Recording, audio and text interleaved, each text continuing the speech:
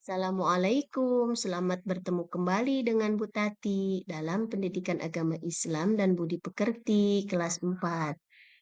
Untuk pembelajaran hari ini, kita akan mempelajari tentang menyambut usia balik.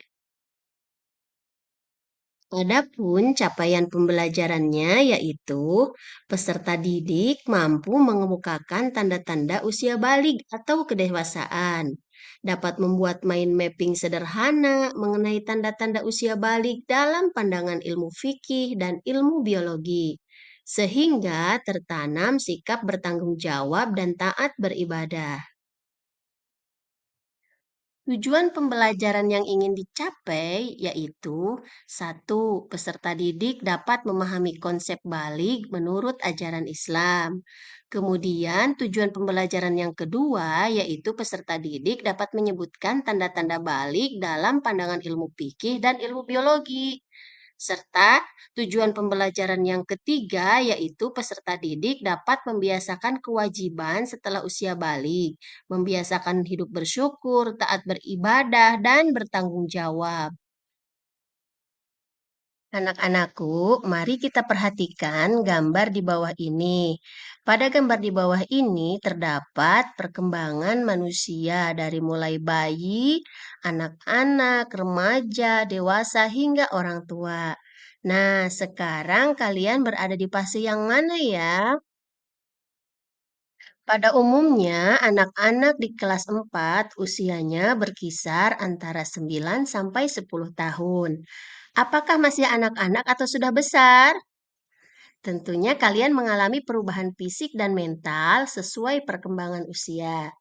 Nah, kita akan belajar tentang tahap perkembangan usia balik yang sangat penting karena sangat berhubungan dengan diwajibkannya syariat agama pada usia balik.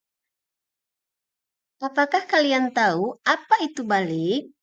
Balik menurut bahasa berasal dari bahasa Arab yaitu balagho yang artinya sampai. Maksudnya telah sampainya usia seseorang pada tahap kedewasaan. Sedangkan menurut istilah ilmu fikih, balik adalah kondisi seseorang yang telah mengetahui, memahami, dan mampu membedakan baik dan buruk. Telah mencapai usia 15 tahun, telah mengalami mimpi basah bagi laki-laki dan perempuan, atau haid bagi perempuan. Mari kita ketahui tanda-tanda balik menurut ilmu fikih. Menurut fikih Islam, seseorang dapat dikatakan balik apabila: satu, telah mengetahui, memahami, dan mampu membedakan mana yang baik dan mana yang buruk. Dua, telah mengalami mimpi basah atau ikhtilam, baik pada laki-laki atau perempuan. Yang ketiga, telah mengalami haid bagi perempuan.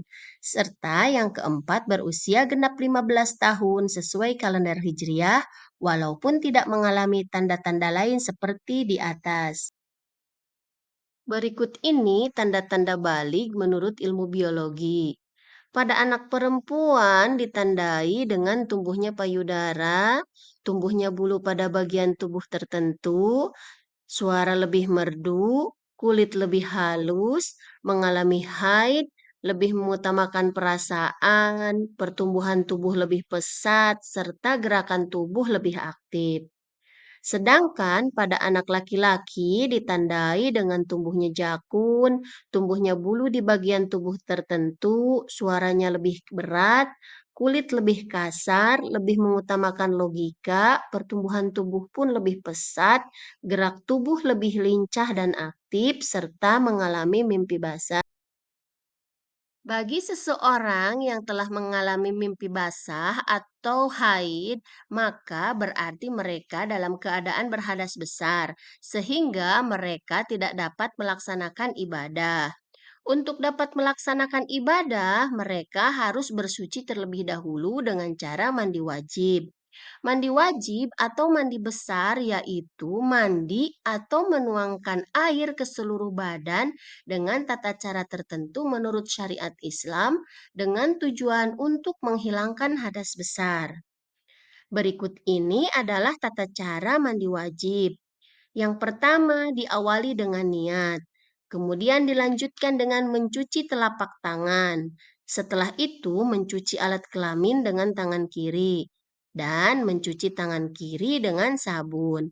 Kemudian dilanjutkan dengan berwudu yang sempurna dan yang terakhir adalah menuangkan air ke seluruh badan sampai bersih. Apakah kalian tahu adanya larangan bagi mereka yang berhadas besar? Nah, berikut ini larangan bagi yang berhadas besar di antaranya, yaitu orang yang berhadas besar dilarang untuk melaksanakan sholat. Kemudian yang kedua, orang yang berhadas besar dilarang untuk membaca Al-Quran. Kemudian yang ketiga, orang yang berhadas besar dilarang untuk menyentuh Al-Quran. Orang yang berhadas besar pun dilarang untuk melaksanakan tawaf, dan orang yang berhadas besar dilarang untuk melaksanakan berpuasa. Dalam hasanah fikih, Islam mengenal istilah mukallaf, yakni orang yang sudah dibebankan perintah dan larangan dalam agama. Terkadang istilah mukallaf ini dianggap memiliki makna yang sama dengan balik. Dalam hasanah fikih, bagi mereka yang telah mengalami tanda-tanda balik, secara otomatis mereka telah dikenai kewajiban beribadah. Nah, berikut adalah kewajiban-kewajiban yang harus dilakukan oleh orang-orang yang telah mengalami tanda-tanda balik. Di antaranya yaitu melaksanakan sholat fardu 5 waktu, puasa di bulan Ramadan, berbakti kepada orang tua, kewajiban menuntut ilmu, serta kewajiban menutup aurat. Adapun aurat laki-laki yaitu antara lutut sampai pusar. Kemudian aurat untuk perempuan yaitu seluruh tubuh kecuali wajah dan kedua telapak tangan.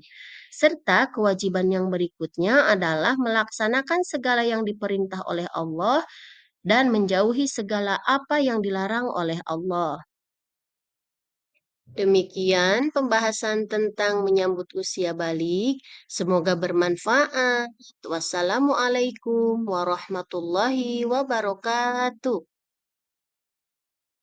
Demikian pembahasan tentang menyambut usia balik. Semoga bermanfaat.